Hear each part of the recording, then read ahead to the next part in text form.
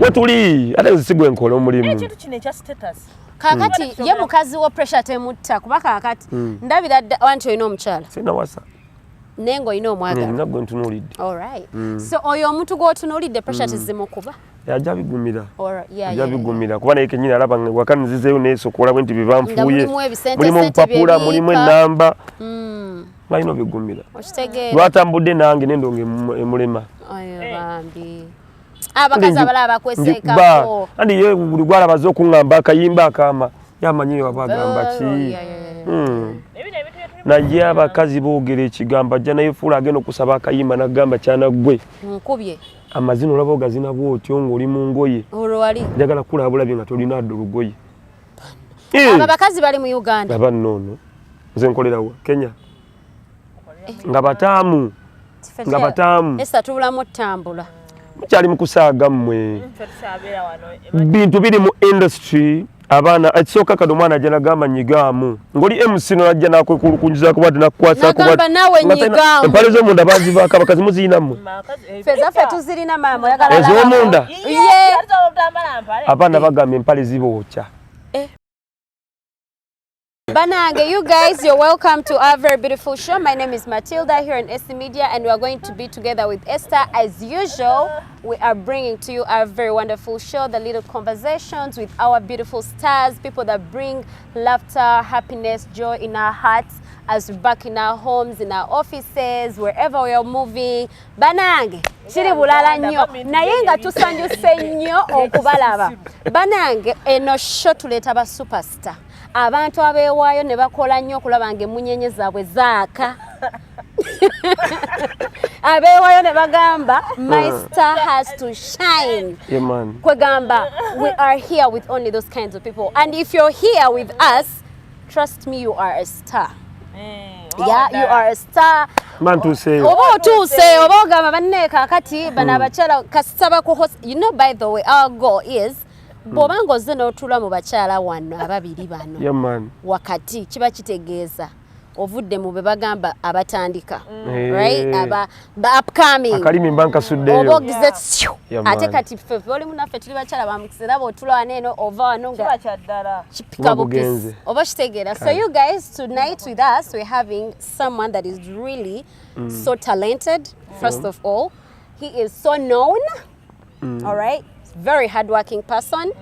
Tuli basanyufu nnyo bbanga tumina set era tugenda muleka abeyanjula ffe wano era tetutera kwagala kwanjula abantu kubanga twabadde wano ne chicken ngenge gye yanjulamu naffe ebigambo tusaba matchinga speed yabyo and you know, people always have a way they introduce themselves, so we're going to let our very handsome, before you even come, let me first compliment. He's very handsome. He's very smart. Awunya bulungi akafirike mwerabireko. So how are you? I'm good.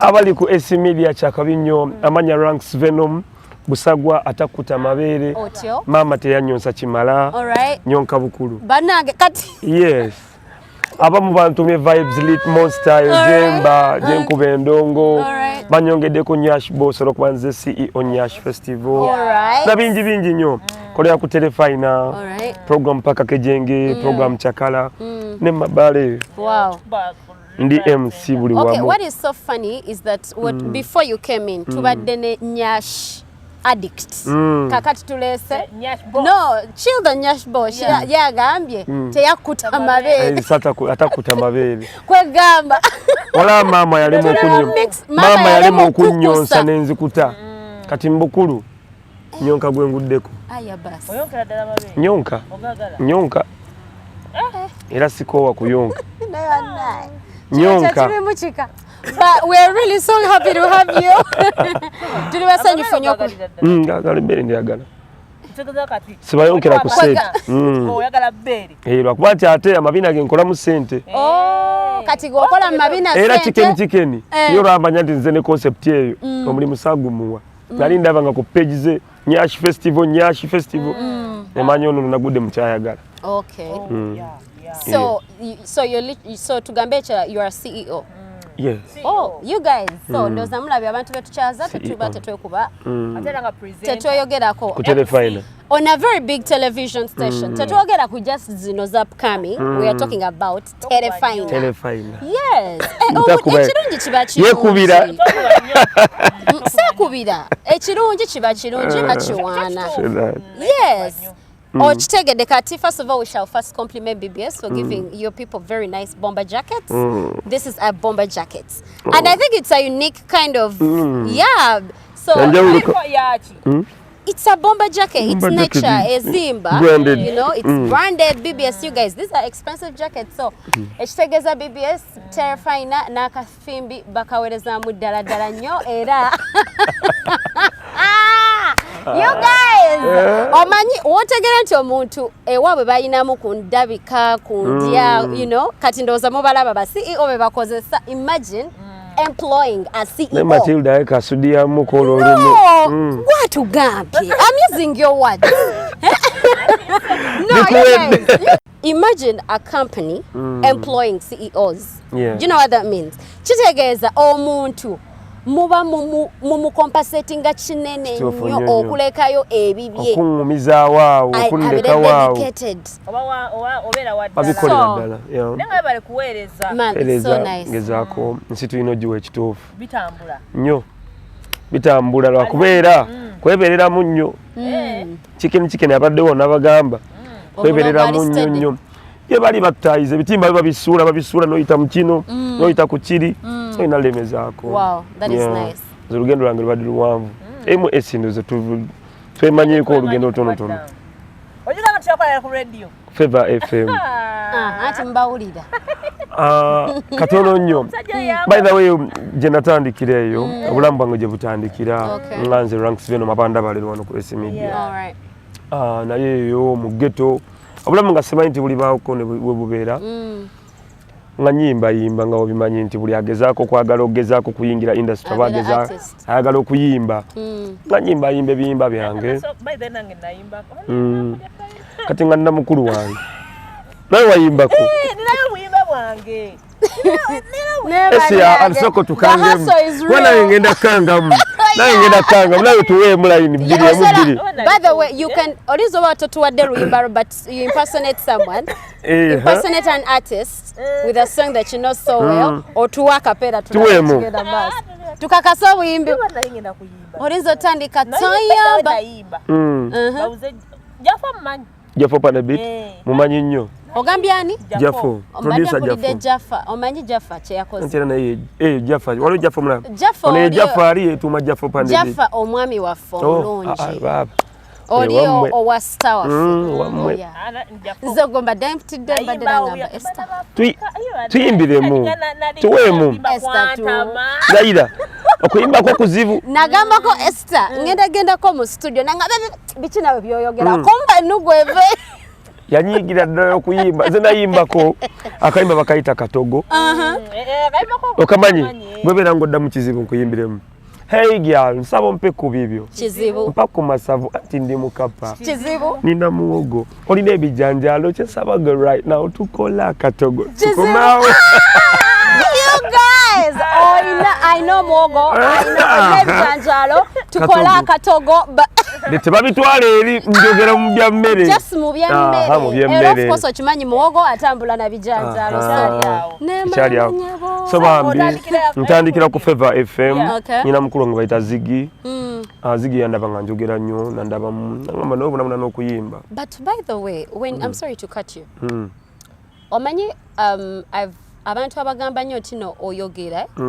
So you know I used to take it as an offense when people tell, oh my dear, if I talk like you talk a lot, and I used to take it as an offense. Okay? Until one day I'm like, you know what? Actually, me talking a lot is not a problem. I think I should get something to do with it. Because when I see people like you that come out and say, Nali njogeranya, then someone spotted me for something that is actually helping you, it's really something. So now, so mukuru wange Ziggy naye ayogera nnyo Ziggy omumanyi Ziggy Power ayogera nnyo actually yansinga nako naye yafuna omukisa wena nantwalayo ngendayo enjo nanjaniriza enjo Paul nampa omulimu shoyo kumacha netukola ginegatirako nani ne SC esinenga omanyi byabakyala kantu ne gyoli abyabakyala biralamu okay ngino okulaba yali SC sikyamutegeera abadde ajja takyajja kale so nenemezaako Fever FM nga nonkyayimbeera nga we presenting yegoba naye nga simanyi oba niyamusigula bakusigula busiguzi bali bakuharasinga naye kale credit gyenyinza okuwa credit gyenyinza okuwa Fever FM quite at one simbi naye at least yatulaga nekira nobanga ali ku intern kind of nomanya okay wano wenti ne solo kola bwenti yanga n'abantu twabeeranga nnyo kali nka community radio ng'abantu batuuka kunagamba no wayogedde bwoti sikirungi naddala omuntu gwali mu media so n'ogenda ng'oyigira mu nsobi bwotyo so Fever FM negeyagala okuza anniversary 2 years yebaddewo yabaga netugenda kukozesa MC tuba tuli wano tuli ba radio presenters tulina muntu asobola kola ki kuyimirira nga mayinjo ponsobola okuyimirira kola lwenzuula nti ndi MC nno nali manyi nsobola kwogera behind curtains bino bya radio wekalakasizeeyo nga simanyi nsobola oyimirira mu bantu nenjogera ne baseka microphone nenjibaka nkola bulungi nnyo nepresentinga bulungi nnyo kola gutambula bulungi nnyo nga ndaba ate abayimbi beegayirira nze bakole ki bayimbe awe ninayo kale omutwalo manya kati eno ye wali egezi wano baneegayirira wali neegayirira kankivugire wano wadde nga ate kyabayimbi kirimbamuuko olumu kirimbamu ekyomuyimbi osooka n'ogira bonna okuba lumu naye ate baba bakuzza tebakuzza nga nze nsobola otwalirawo bwento sipiidi yange peesi yange mpaka wenjagala kituuke wemba nga nina target ne goal nsobola okituusa omuyimbi osobola okuva eri sijja kutya kumentioninga bayimbi tugeze ku Chaiwenjai yava eri mu ghetto Kawempe nagiba nagulyawo n'emmotoka ne bamuwanika ne bamuvaako n'atadda na wansi we yali mu karaoke we yali ne bamusuulya ddala wa ku ttaka ayimba ddi alina luyimba ki olwokubiri kuva ku Chaiwenjai wayise ebbanga ki so oluyimba balukuba ne lukusooka ne mu bizimbe ne bakulimbalimba balimba abantu bano batula bano bakusudiya kati bagenda kunaluka esimidi bane wayogera bulungi nnyo bansudiye nalabyeko TikTok omu gwe bayita Mickey Seems Too Funny yayokoze post yemu ng'agamba ennaku ziri ebintu byanjawulo w'ojja mu industry nga tolina target ovaamu nga tolina kyofunye obeera n'omuntu nga faaniwo naye ng'asobola okuliisa emmere ey'etaano kyemisana ekyemitwalo 5 emyaka gyonna naye nga faaniwo ng'obeera mu kamera obeera onyumye naye nga tolina ky'olina ewaka ebyaffe byakwesudiya naye bwe weesudiya obulungi ng'olina ky'obala osobola ofunamu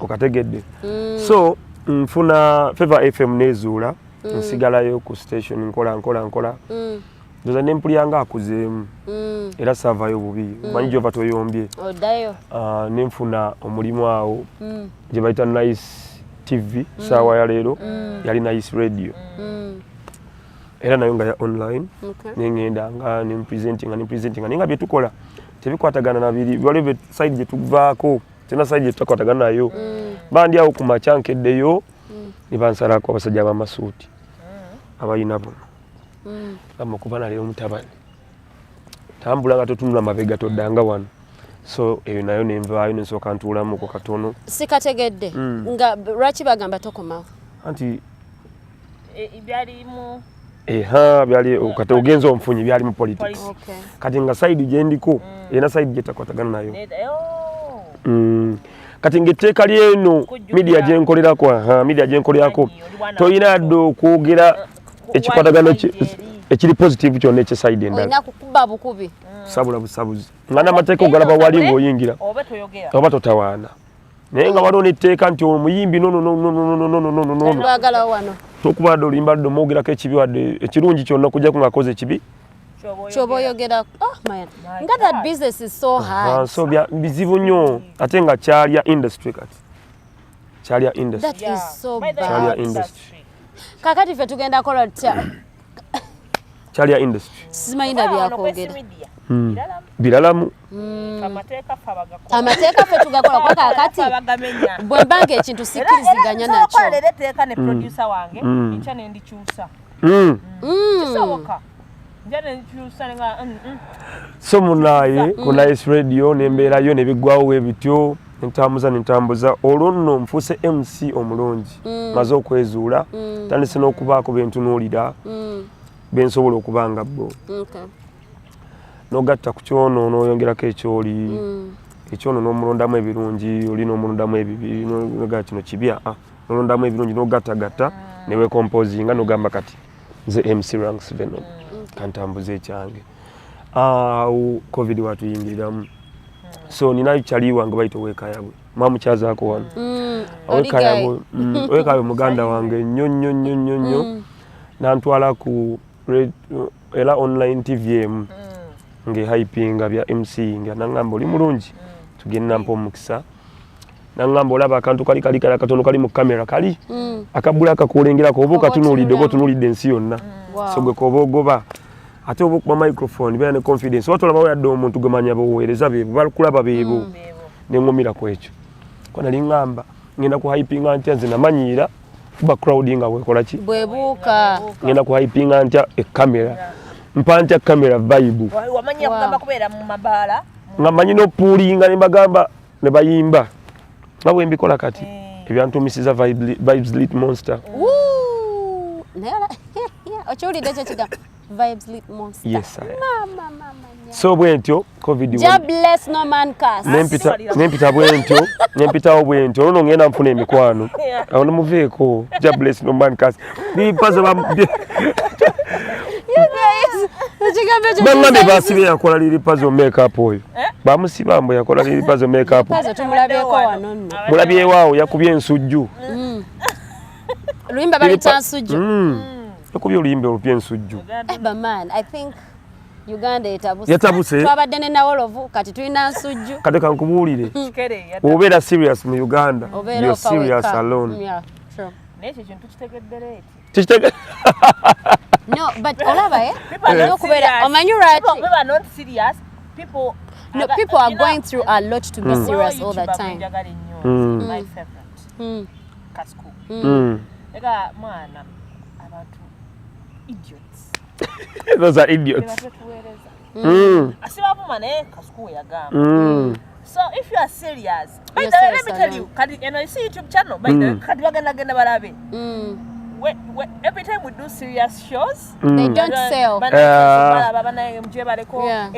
era de smile bichi bagala bya busegu segu atano na manji leta abantu sina bya busegu segu kaba katandika nga sindikeri aw thank you kati aw so munange nenvayo ku nenge Vibe Lit Monster wendi funye nyamba kuba vibe nenjigo ku hypinga camera era ngo Owekayabwe clips zetu jaye ezo aziteeka ku status ye lumu producer wa show Kyakala ku BBS namugamba ono guy yani ate nga mbeerawo nnyonze muvuga newaayo nvuge ngo Owekayabwe mutwalenga oba oluusi nange mpona okubeera nga mu nnyumba kuba baalinga ba TV batambula kiro mu covid nga muvuga ku digi yange ne mutwana presentinga nga nze ngamba bali eka muteekeko ngenda kubaako kumbe bagenda kuntumira butumizi awo tulimba bakutumira butumizi tugamba gyoli nentandika n'okuwamuwa t-shirt yange gyakuba ayuyu tansi mboyo wabaawo mba gyendi so ne bafuna clip eyo nenyingira ku telefayina covid nga ali mu kuggwamu noyingira nagamba omwana ono akikuba nenyingira bwentyo so who spots your BBS Owekayabwe yanconnectinga nambeera mu wambuli wamu yanteeka ku TriStar nanteeka ku BBS olwo ate BBS egenda okumpita nga maze okumpa ziri tips ziri nti kamera nga maze n'okuntunuza mu kiki olina okukola ne confidence gyolina okuba nayo kunyuma bunyumi smartness confidence nga bitono nnyo amaze n'obimpa nenyingira bwento ku telefayina kati gyendi nyingira telefayina nekino nkigamba bali mu media yingira nga weteekeseteesa oluusi ate beera ng'oli mugezi nnyo ngo kino bwe kiba kinafuye baako n'ekiddako nagenda ku telefayina nga ba MC balinga 12 12 nze nyingira covid agwamu actually nga n'ebintu bya hype biri mukugwamu maanyi kuba babeeranga wakati balaba programs balaba ndongo nze nenzija n'ebirowoozo ebyenjawulo BBS kati na MSOM yenze yampadde ne program endala paka keje so lwakuzibula bwongo na kubeera mutabeera mu room emu mubeera ngo you guys kati fete twagala bagamba no ku S Media abantu abasinga when they hear stars or when they hear famous or popular people that are benefiting a lot from the industry balowooza bayimbi kakati fe tukuleetedde MC. Alright. Achifunamu started from the, you know, when they hear also people that say started from the bottom, now we hear so we're having an MC that started from the bottom with the help of someone that was so kind, that is Owe Kayabwe. He's at the bottom. Yatoka BBS there are 12 MCs. MC mumanyi byakola soko bawe MC baina manya MC chakola MC ogamba mirimu gye nkola first of all wojja mubalango ina stress gwe manya wembamu yenze vibes lit monster ngenda kubendo ngo stress zo nozite beba nabatugamba like that uba stuka cheza tewali bayirenze nali ku stage emu ku misinde gya kabaka nkuba vibe musajja najja backstage nangane baba ndoze njage kuli ku mutwe man ngamanya onywa egwe tomanyi kimanyi tonywa nangamba kati gwomwenge gwonywedde njage kuli ku mutwe mga muzeyi nawe nkwemu akati nkwe microphone nkwe akati kamuko kabwe kati tukwe microphone so abaana ba MC nze njagala bagamba kino abaana ba MC tubeera mu bbaala omuntu nanyumula vibe yo ne batuwa emyenge batuwa sente batuwa papula bulike namba zaabwe abakazi batwagala kuwakira bagoli waligo uba nsene tunulidde gwe togenda na buli omu n'omwenge ogwo bakwadde si gwonna nti gunywe abantu abakuweereza opapula akeetaano nga kuliko enamba namba ze omukazi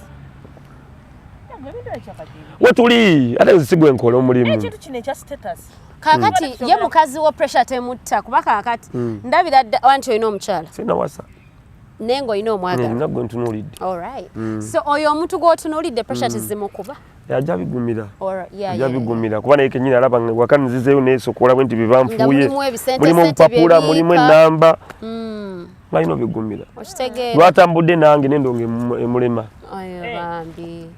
abakazi abalaba bakweseekako andi ye buli gwalabaze okuŋŋamba akayimba akaama yamanyi wabagamba ki naye abakazi boogera ekigambo ajja naye fuula agenda okusaba akayimba nagamba kyanaggwe nkubye amazina olaba ogazina bwotyo ng'oli mu ngoye olwo wali njagala kulaba bulabye nga tolina adda olugoye abo abakazi bali mu Uganda aba nnoono nze nkolerawa Kenya nga bataamu esa tubulamu ttambula mukyali mu kusaaga mmwe bintu biri mu industry abaana ekisooka kati omwana ajja nagamba nyigaamu ng'oli MC najja nakwekulukunyizaako bwadde nakukwasako empale z'omunda bazivaako abakazi muziinammwe fezaffe tuzirina maama ez'omunda abaana bagamba empale zibookya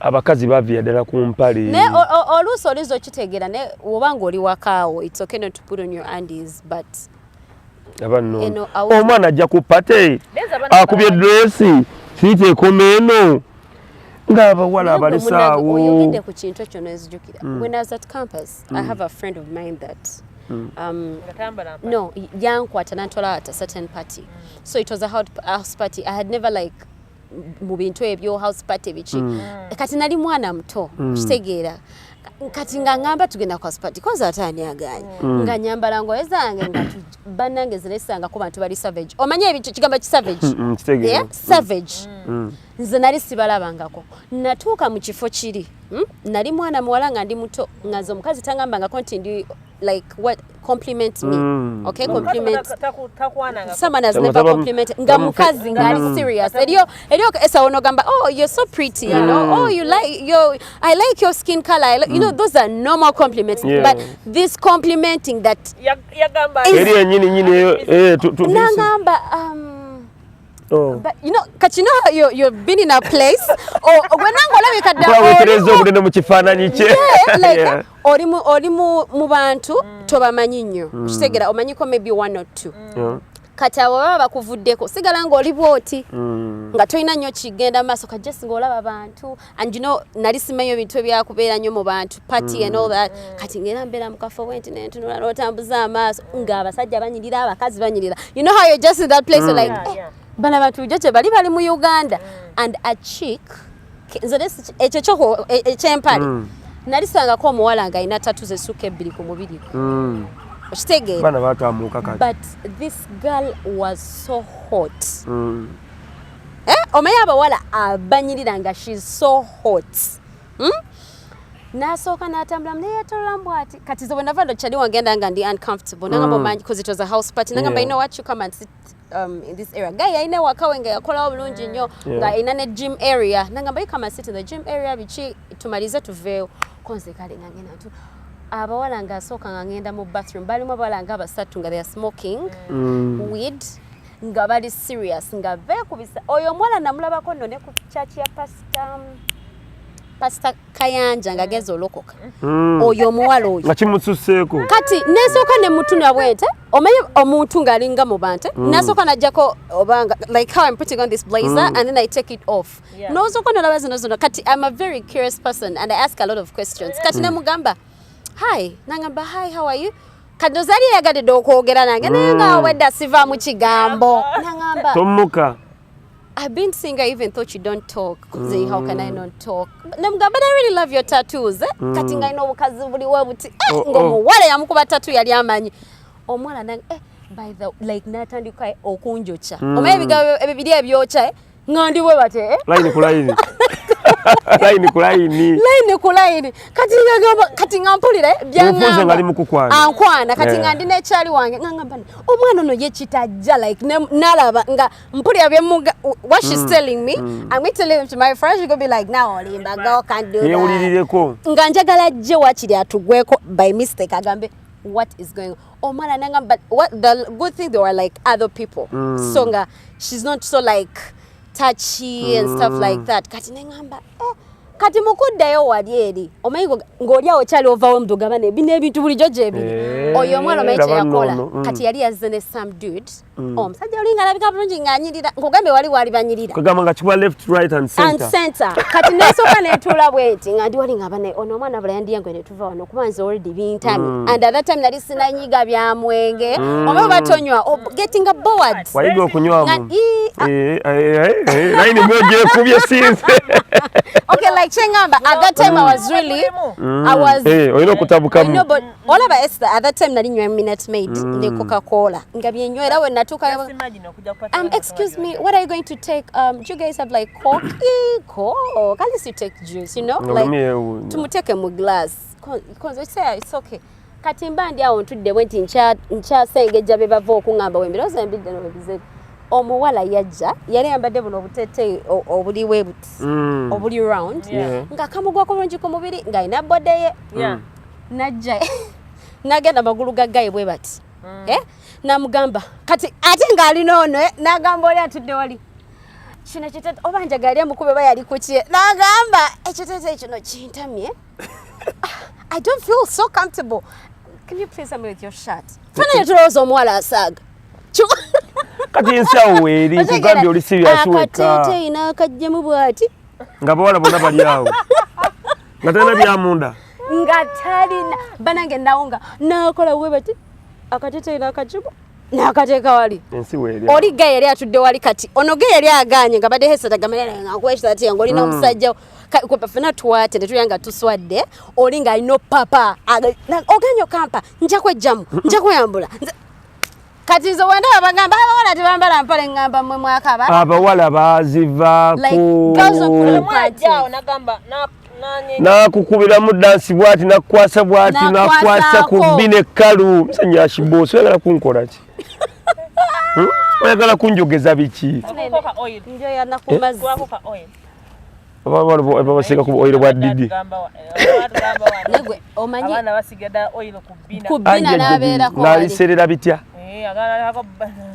abasajja nga banyumirwa so kati bye tulimu eyo munnange abaana batuli bubi batuli bulala batwekiise kati okulwanyisa temptations kati obimanyiira oba wakajja oluusi oba olaba oba ndyo kino bande kiri esi kirina ebbina Matilda kale osobola papa nosobola okubiyitamu byonna oluusi nosala omuliro tali mutamu nange nga nakajjaawo nga nakakubamu ng'olabira ddala oga bino byo nanga bijja gye ndi ekisooka mu industry wano tulaba kati ngaffe abavubuka ngaffe abawala tebandaba bubi naye tetuteekamu nnyo nawe toteekamu tetuteekamu so buli akulaba aganze akokulya nkeyagaliza tatunudde oba olina mmeka oba olina ki obeera wa kati kankunyumiza nno obulamu bwange akokulya kikoyogerako akokulya kanze ekikazi nolaba kati nga gwe Matilda nogaa kana akavubuka nkepikira kakulya kalungi nali kalidde kati kankunyumiza obulamu bwange bukyuka ngali mu ghetto omanyi industry temuli sente okugjako social capital n'okufuna kino bwotyo nali awo obulamu nga bwa ghetto ntunulira kyakulya leero ntunulira kyakulya nkya leero wendya nkya simanyi nalina kyali wange alina kiddemu bambi kiddemu basi kito nnyo si myaka gyaffe nnyo waaye nze nkomyawo kiddemu nga kikulu nga kisi kya myaka gyaffe nnyo kale nga kikusingako webale nnyo kyali nga akiyina naye nga kyali aleka mugayaavumu aleka yakizanyisa ate kati wano mu industry tulya nnyo ku mugongo ne ku maanyi sijja kwejjamu tulya ku mazina gankima so kyali nga akisaagiramu nze n'enziba ennamba sharpshooter entandikira naye mwe munyumiddwa life nekitandika kijjanga okundaba kujjukira kati nze kapito wange bigambo bingi kukijjako stress kirina stress zaakyo kyabiraba dda tolina kyokigamba kipya okujjako okigamba ebiwozi bine kisekka ne kisanyuka n'okikwata ku kisambi ne kitta ne bulamu bwonna ne kitta kwe gakigiramu kitta obulamu bwonna ne kiwulira nga butambula kati nga tewali kyanjawulo bw'oba nga oyagala otegeera obulamu bwe butambula kyakala ekiro si mu bbaala ogendanga eyo bihouse party bugathering obwo olaba ebintu kati kino kiddemu kyali kiplandi biri biplandi kids ebyakula nga buli kimu weekiri ate nga nze lwajja okunkyalira mutwala eri mu bifo byowulya kyamuka nze nakulya kamooca mutwala mu kyamuka mutwala mu kifo ne mugamba bayitawo mu kikete biganga bimwewunyisa n'abantu balaba banjawulo nnyo ate alaba mikwano gyange bambongako agati bagenda tubba nti ate nze mbamanyi obagambe eno ndi chairman nze ndi mukaka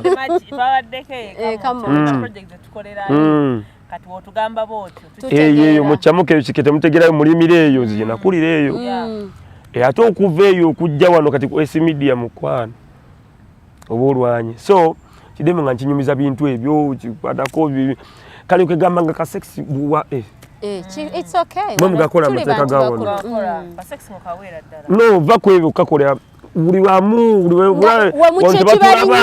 kutama cha bye byayagala kugamba nga ali mu kyamuka yako wabiri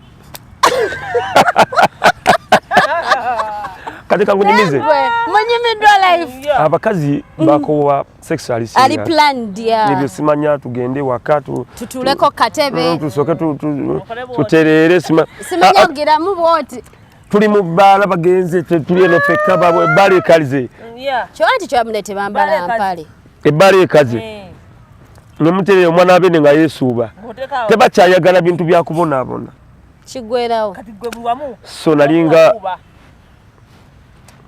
nze nga muwa buli wayagalira nga ye capital ate kati nkole nti kati nga alina okuba nga alina byandekerawo olamu bukyuse nina okuvaayo mu ghetto wajja mpangisiza ekisaasi olamu bukyuke bwente bwenva muki mu ghetto omwana yakyusa obulamu bwo nze mu media wano kankunyumize media wano osobola ofuna abayimbi bangi nze nalabako ku bayimbi ng'omuyimbi omulaba abeera ku TV ng'alina oluyimba olw'amaanyi nga talina gy'asula nalabako Tipswizi omuyimbi Scott Stand ng'alina abayimbi basuza mu ddiiro lye abamusinga n'erinnya kyekibaleetera obwera bwe batyo ka social capital eno giraba wogifuna social capital tomukomya wano ne bano bamama abajja gye tuli ofunamu goyisa obulungi n'omuwa amazina omugo akatogo n'okamixinga bulungi n'omuwa waba okoba katogo tubanga tuzze mu bintu by'emmere n'omuwa muwogo we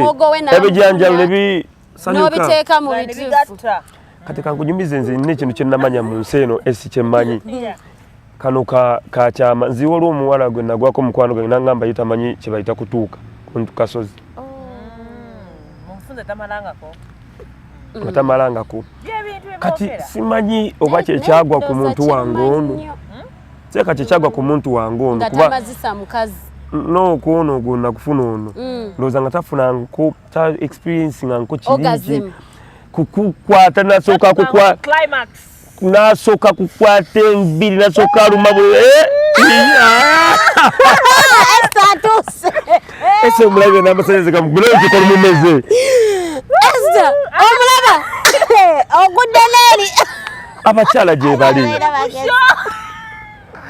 agudde n'eri toyononekera mu sho towaba nga takirabangako talinnyangako ku ntiko y'akasozi kwegamba bwe yakufuna nze nga mmalayo nanti ekisooka nze kati nga amazina nzina ga mulimu oba serious amazina nzina ga mulimu nzirina mukwano gwange omu yaŋŋamba mukwano gange omu yaŋŋamba ekyetaagisa okuteeka omukyala ku kasozi buli kimu kikole oba kulya mwanyi kuzimalayo mu maduuka oba mulondo gulya kya misana kyaggulu nze mukayimba kange kakakatogo mulimu layini ezigamba kulanki ndya mulondo ekyeggulu vayagula kati ate ng'onfiisa lwaki onkaabya nsaba ompe ku bibyo so buli ekyetaagisa webale nnyo kati kankunyumize omukyala nga tonaba mutuusaako ku kasozi tonabeera man enough neobanga buli kimu ogenda kukola oti abakazi oluusi bafeekinga orgasm eyo era okimanya amasanyalaze agaddala ogawulira agaddala gawulikika anti kuba amasanyalaze oba agaddala ogawulira omwana waliwo buli omwana onya bwekwata olaba balina tekiniki y'okwekwata ku masuuka n'agasika numva esasola oguyuza waliwo kati nze nali mulasita by then nga namuviri buno obuwamba kati omwana nazikwata nazi mama esa alumye n'abantu nesa tulenge kubula zikuulako fumita emboozi kubula zikuulako olwo nga linnya kasozi kati wali akifeekinga ekyo gye tujja tutambula bino kati nze kankunyumize mu kutambula kuno okutambula kulaba okudda kukola nako bambi girlfriend wange dda ali mukunda ba girlfriend wange teweekanga bino byadda actually byonna byennyumya byadda nani guno kono kamwogere bambi kuba tukisekeramu kati yafuuka mukwano gwange bamuyita Marion Musoga Marion ye entuuka ye yakasozi yanjawulomu ku bya bulijjo Marion olunaku olwasooka mpulira Marion entuuka ye yakasozi yanjawulo yantiisa namu afrizinga nakola atya kati asooka nakalambala ati olwo naali mugenda n'akutta n'abivaako n'abanga atakyassa n'atuuka kati n'alookinga nze nasituuka n'entuuyanira kumukumu ndowooza malabende musse muwadde ziri emibiro bye twepankapanka nze zange zimalayo leka mukonye batakooneka kumi bambi bwatyo kikula kye olina omuwamu eddakiika 2 n'asuula omukono n'asuula okugulu n'akomaakoma bwatyo n'atandika okussa obulungi era n'alyoka nnyonnyola nga nze munnange ye nyambuka yange kasozi kwegamba bwatuuka yakoera ddala era kati nga batandika natugeseera nga wakalamba nange sitya mmanya weewo mutuuse wenni okola ki kati bwatakalambala omanya leero kibadde kibulamu kigaanye irimu gino gye nkola olunsindako yema simutuuse waayina tuuka naye gwe kankubuulire kino ekyo omanye nti ekintu eriyo abakyala bambi abasajja abatamazisa bakazi nga babadde ne maka balina abaana nga naye omusajja taguzigulesa omukyalo ono gwe mbadde mbagambako yalina abaana naye nga tayingira nga tatuukanga ku kasozi bulamu naata naye munasonya nina emikwano emisimu wala kyalonge ngamba Matilda wali obaddekawo n'omuntu nga you like making love and then system yo neeta like your system releases all that the electricity buli kimu naye nga omuntu gw'oli naye tapiikinga sigino tanaba kitegeera you get what I mean nga owulira omubiri gwe gutadde. I think that's the point. I think that's the point where like I think someone gets to their orgasm nga omubiri gutadde naye nga omuntu oba kikunyonyo like yakinyinyonyola nga I want to like because I had to be in her place nga ngamba kale bambi nga negoloza niza kola ntya okitegeere kati nga agamba kibanga oba nga your whole body is in that whole state naye nga omuntu g'oli naye tamanyi ku oba ku playing with those if the piano keys omuwadde piano yonna eri awo ogicollectinze masanyalaze tamanyi kunyiga to bring out to bring music out the good music music amunyigana bivamu ding ding ding naye tosobola kukolamu rhythm waliwo n'okumanya good music naye kayimba kikozaako kano kawedde yes naye kaki kayimba kikozaako ngenda kukola ntya okitegeera nangamba is that the part where they say kuba kati ze siri munaye sexologist nti mbimanyi nnyo nemugamba bulamanyi kyendiza okukugamba so communicatingeko naye because me I believe a lot in communication bwaba boyfriend omugambe naye kibanda ensonga eno teguggwa omanyi kakati ogenda n'otuuka wano ne kibanga ekigira kiti ate gwe n'olemu omumalayo ate abakyala bano oluusi wabanga ali mu muzannyo wakati waliwo obugambo bwogera tulina nobuwuliriza ng'olumu olwagabo tatayogera bwogezi abaawo kiwulira kiba kive awo wennyini ate kati gweoyagala okukakasa n'oyagala osimbe kyokka wobadde n'owoosetuka kate y'omuzaayo okitegeera oba olina nywezaawo abasajja balina owuliriza abakyala baabwe nnyo mu buliri nnyo naddala akagambo awo tayogera bwogezi kunyumisa mboozi oba otaddewo gumizaawo aba ngagamba gumizaawo abali weguba muzanya abapuusa kiyalida abagukiyalinga ogu abakuwa vibe omuntu mu kisenge mayanga abikola mu luzungu wama ebyoluzungu n'ebyoluganda kyekisinga olulimi kayo abasajja kati ffe tuli bakazi tukubuuza ebyabakazi waliwo ebimu ebinyuma mu luzungu obwo buntu obukatasaga katonda wange tojja kwogera obanga alabye monster so waliwo obumu obunyuma kati katonda wange tosobola kyogera ekyo ate kati abaana obalaba abaana kikuba waliwo omwana akyogeranga aye tokyogeranga bwe kiri ate nawe nyini omukyala tokyogeranga bwolina kyogera oba ondaga nga atasobola kyogere nga kugamba toyogera bigambo baana babyogera tebikutuka babyogera tebimalayo kyobala nekalika awo sikyogedde nga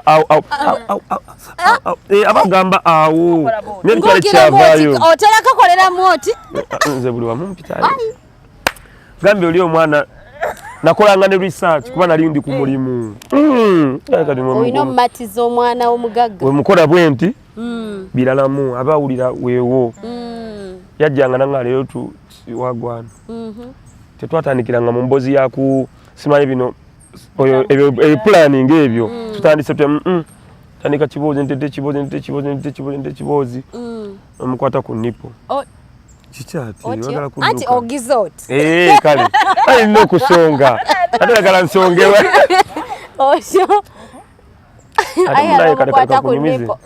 yali yategeera omuzannyo guno nti wajja bulwajja ate abantu abakulu abamu babitegera ndoza babigeza ne bana abaana abato teyajiranga mu mpale oba bakimanyi tugenda ku mission kitwala kyo kwambulamu omuntu empale obudde ate kati abakyala when you think about it, it wastes a lot of time. You know, I think of course, if I'm going to see my man, it's weird for me to go out when I'm not putting on my undies, right? But if I'm going to see my man, this is my man, not my brother. I'm not going to see my boss. I'm not going to see Brian, not a client. So I'm going to see my man. So katoteka mu mpali. Yachi naye nawe esigo gitwayo gigenderamu. Omwana abendi omumenya. Balamu omuntu okuvano genda kisaato oli machini. No, but if you're going to see your man, he's okay. Let's put it like this. Nze kuoleza leo, God forbid. No, if you're going to see your man, God forbid wogwa kabenje nkuoleza leo gamudwali marenga na laba wange. Let me tell you, sometimes if you're going to see your man, let's say your man drives, okay? Azak either picked you from office, they've picked you from home. That's the kind of meeting that I'm talking about. Yeah, if my man is picking me from work, what time is it? 5.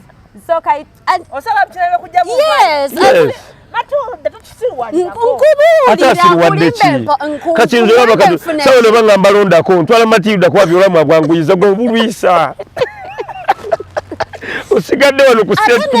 Let me tell you something, Essie. It's I think people get sex wrongly. I'm sorry, I'm not a sexologist, but according to what I think or I know, in my opinion, I think sex is more before even you actually fuck. It's more into the romance. Not the romance, the preparation. Okay? Sex starts from the preparation, from when you're texting to the calls to hey, that is why it's more fun. Because you know here it's like where you finish. So the finishing has to be well prepared for. So if I'm coming to see you, and then you know when you're going to fuck someone, you can know a day or 2 days before, right? Fabacharo woman, you know more. So Esther, come on.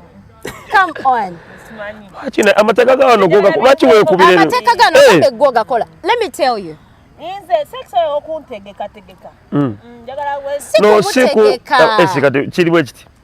Olaba kuno kayogede nti ononja muwa ebyo byokuba nti munyumyamu kiri ne bu video rusi ne bugira mu ngeri y'okujja n'omanya no kujja kugwa. Like the preparation is not like strategized. It comes naturally, like chijanga chini natural. Ogambe, I'm coming to see you, you know, let's say you have a man that travels a lot, okay? Agambe, you know what, babe, I'll be in Kampala for like, you know, I want to see you when I come. Katichimba nyambala jini. Yachi. So you have to prepare for the person. Njagala okunkunamira. Actually, ba girlfriend ba ex bange bona bakimanyi. Nze okunkunamira kikulu nnyo. Lwaki ombikirako ebintu tobikako? It's even very nice. Nze mba njagala obengo oli mu kutabula munva ngaye banaye ng'ogirabako wali nzije nkwambalire nze saagala bimanye ebyo nkwambalira otyo nze olina okunkunamira nze ebintu byange tebiriiko byakwetegeka nze ebintu ebigwerawo ndoza neeno bino nayiga nnyo nnyo we nalina omuntu ono gwe nagamba yakyusa obulamu. Nayiga buli skill namanya nti buli wamu baliirawo buli tusobola okujja ababiri tusobola okikolerawo nalirako ne lukubo lw'ebbaala nze buli kimu nkikoze kati kankunyumize ku piki nno ikira nze ndi MC ku piki ku digi si mmotoka si lukubo munda mu parking ku piki. Esther, what are the weirdest places you've had sex in? Toliwa kulia nko mu nsiko. Tonna nyumirwa sex. Nyabo. Tebakulira ngako. Ku somero mu class. Wansingako. Za osatu ukaona ngo. Onsingako. Onsinzeko. Zijukidde. Class. Aho manyinga otumaliriza class chi. What class was it? Senior 6 house. Ata abyongeza bwongeza SC. Senior 6. Kama senior 5 hour. I remember like HSC. But I'm thinking Asana. Senior 6, senior 5. Nga tumaliriza lwaggulo. Nosala tuna tumudde abamu bagenze. Then tusigaddewo. Okay. Nekigwa. Naye munange nno okimanyize. Omwana yenno yali mwana wa musomesa. Kale. Abaana abasomesa nga batwala speed. Omwana yantwalawo mu classroom. Tebagenda muwasa spray mwana waawo biki. Ese ebintu okimanyi wabirira mu ssomero byonna bikulabika n'okulabika kati wuuyo olabike. Wakowa sex. Wabitandikirawo. Abakazi baki wabiita mwa sex kati? Abamu. Nedda si biko wanye naye siri muntu nnyo. Time yatukesanza n'embivaako nali museegu kuva muto natandika dde okulya sex namutandika ndi muto kirabika. Kati omwana oyo tumalirize emboozi ye netujja kudda abantu tumalirize emboozi yoyo omwana. Aliwa? Mami gwe buli kaseera kati nno kankunyumize mami yennyini yakitegeera nti kati mbikooyo bwana alaba nga nobulamu butandise okyuka nange ntandise okunoonya akasente kange olwamaze okufuna capital kuba sigenda kwesiba muki mwekyo nanange okutambula nina okudda mu misayi gyange ono nze muweerera naye nina okufuna nga bampeerera nga nange wempeerera nina okufunayo nange abampalampa nze ono nze nina obikola nange nina okufunayo bali bamusayi muta bagenda okunninya waggulu omutima guwalampe nga nange ndi awo ndi so ntandika okusalanga omuliro ajja nange nenyambala obusweta leero buli butya leero kati nandijjukira wali wajja lwenkola ebirungi kyasatu kyana kyataano bibaawo ku mmeeza manya waba nsiibula ojja kugula kajuyisi keekameeza njogera ku asatu olwosubikoze bulungi simazeeyo no sigenze emirundi gye nnagenda ne waliwo wali wakwatya nenviri nasoki oluva mu kiyigo nagamanya nno kwerabira kana kakadde kajja kuyamba n'olugoye lwa wiikendi abasajja nga mufunira ddala nze kugambye abakazi bagaba sente osinga abasajja kana okubaako kijampa onsonga munyo no ngamba like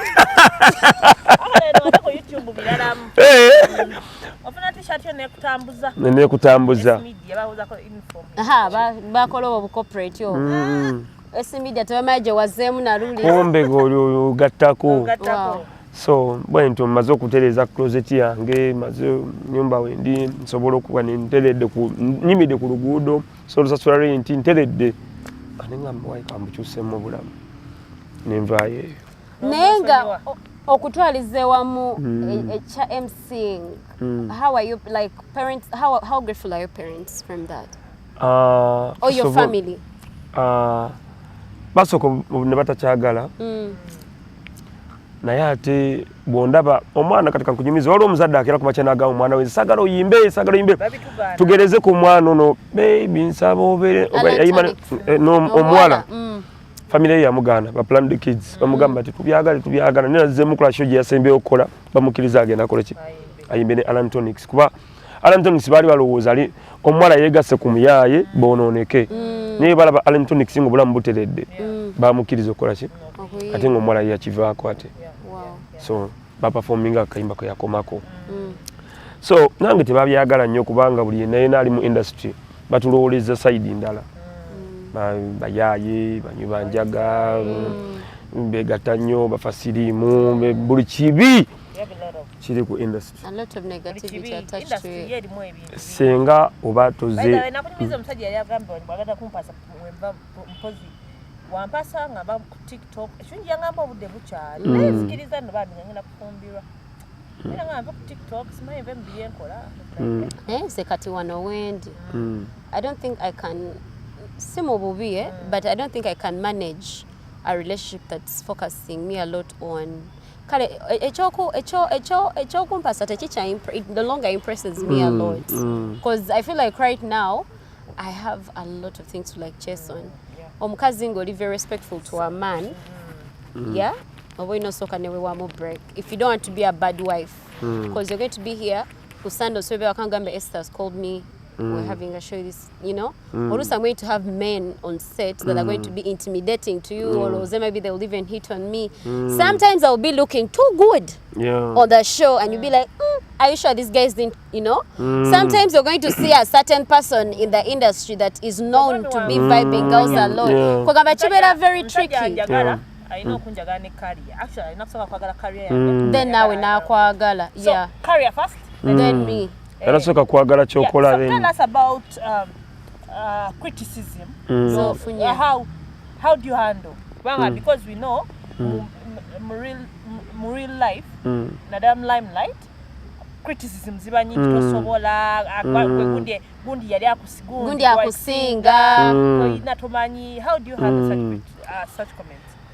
Nga sinaba kutwala wakazoke nkutwale ku microphone tiyendisa kapito wange one mumiro microphone so kati ebyo nabyo neyo bigenze bijjanga naye olusi I just let things go ebimu nengande kati ono bwayogera bwatu tamanyi kiki kindetera ku meza kino kinafu kyange tamanyi waje na kijanze nabeerako ekamocha nga nkola drive nga sinabafuuka MC ono gomanyi nga nkola drive zino zimanyi z'okukyalo tulinayo show mu bbaala erigundi bane gundi yaze bane nensuuka ekiseera nga nze kyenkola kyanjawulo drive zisasula bulungi sente basasula emitwalo 2 naye nga nze bampa 7 kitegeeza nekyenjawulo ate nga nembatira nenoonya ngamba sound embisigera gikolerako so nze gwe newoyogera nenduka ekiseera nga baŋŋamba drive naye tokyazijjamu naye nga mbuuza wenva ku drive eno empe emitwalo 7 15 gwaŋŋamba ogenda kunzizaawo drive njagivaamu mu kiseera ekituufu era nafuna kino nekino ekiri omuntu andaba twakolayo ku TikTok video yakubye twakolayo ku TV sikyajjayo wali nze neetambuza so TV gwe mulimu gwange babingambye of course ogwaku nze waliwo emusomba muta Duke Play namusangawo ku BBS y'omu kuba like he's one of the best MCs not only in Uganda but East Africa n'ensi ezimu za Africa. Duke Play omuntu omulungi tumusiimeko mulungi Duke Play ojja mukeberako. Shout out Duke Play. Duke Play ayogera ennimi zonna ayogera Luswahili ayogera Luzungu byonna ate nga buli kyakwatako ate nga western akwata kuba western abakuba bulungi nnyo so Duke Play yava ku BBS ndoza bino ebyekiniga ndoza lwokuba akola bulungi Katikiro namuwaana nasuulawo omuzindalo mbu bagende bamunoonye n'agenda naye nagenda ku show emu nga Duke Play Catenarizer wa Ranks Venom naye gwe nkugambye Catenarizer wange ansinga emirundi 4-5 mulungi nnyo naye nali mukasenge ne ngamba eno branding enyambyeko naye nga Duke Play Catenarizer wange yali ku microphone yali mujikubo bubi ennyo kati naye yategeera nti Venom ye guest nakuba kunkakasi kuba kimanyi gwe baleesa musinga ddala nembera emabega nensoka ntuyana ngemu kwe tusanze mu industry nensoka ntuyana kiryanga show ya Camilio ya let's say Zex birangirangi nga Camilio naye wali naye nga Zex show ya Zex nalabako ku show ya Wizo ya Camilio eno gye yakoze bagitata Memories of Good Life Camilio yajja n'ayimba kyovola bayayimba ziri nkadde teyayimba ate yatukakasa yakuba kungulungulu amulekeremu kuba kimanyi Wizo taswayimba nga ye so ndoza kyekyabaawo Duke Play yakuba kukuba kunafuya nange ekyo nakola nagamba nze na brand nze nyina kweyanjula nga BBS ate tulina techniques ze mu MCing bojja vibe ngeri eri waggulu soko polinge kakkana nyumyamu n'abantu weyanjula basokwa ku attention bakutunuulire obaze mu vibe yo eri vibe yo libajerabira abantu batamiivu abo tebalemerako nnyo obadde mulungi bibyo ebakwerabidde ddala nze netandika bipya nenkikuba nenkizaawo so mbisanze challenges ozisanga n'abakunafuya naye mbihandolinga negattako ne Katonda nitambuze omulimu. Nyash Boss. I'm the CEO Nyash Festival Mabina Festival. Njagala nnyo abakyala aba Mabina. Olina ndimanyi nalirabadde ate esino mulaba akwa yafuuka mwanyina zine kabula kate mugambe bigambo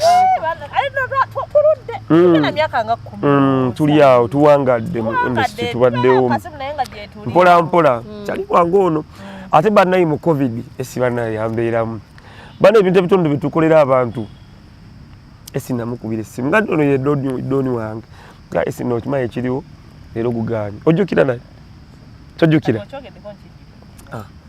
naŋŋamba tofaayo kankookyeko nanjo kyako tomanyi gye wanzija tomanyi gye wanzija.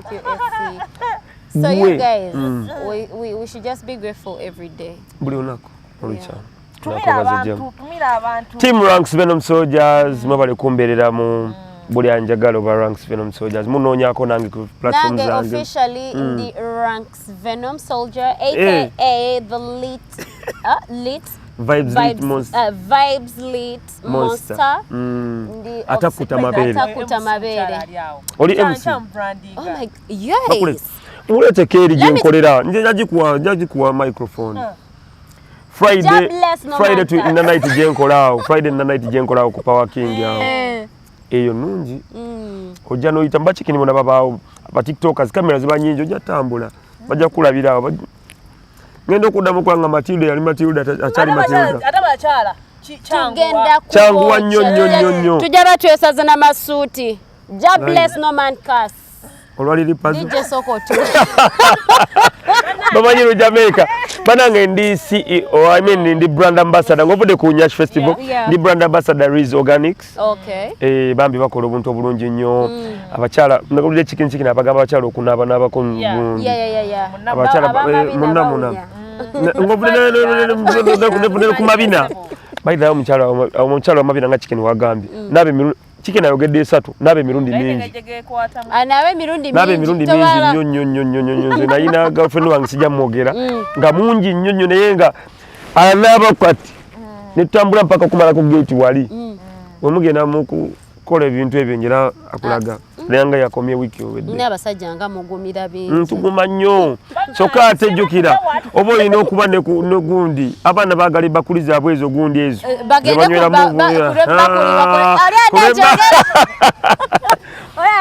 oyagala nkutwale ku lw'ebbakuli oli mungi namuna olina okuba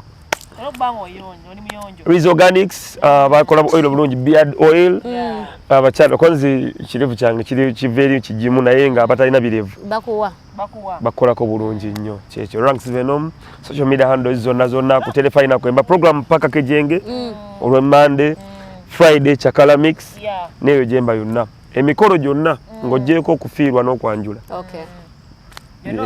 So guys, talent is here, entertainment and fun. We just with him right here, Venom, Ranks Venom. Yes, sir. And you guys, we want to be having him all the time because I don't know, in a way we have connected a lot. Mpali time ntono nyonyo sinaba nasumulula. Kale. Ekisasi. Nina okunyonnyola ebbe ate ewaffe ekisasi nja kujja. Olina okunyonnyola ebbe nzata kutamabe banayinze nkwateka kankuleke.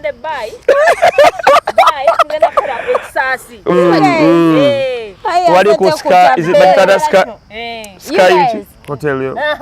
Satellite. So you guys have been with Ranks Venom. He's a very great MC. If you're out there, you can check out on all his social media handles. He'll be there to serve you and excellently. So he has no competitors, by the way. Whoever tries to catch up with him, they end up losing. So yeah. So you guys, allow me, bye-bye.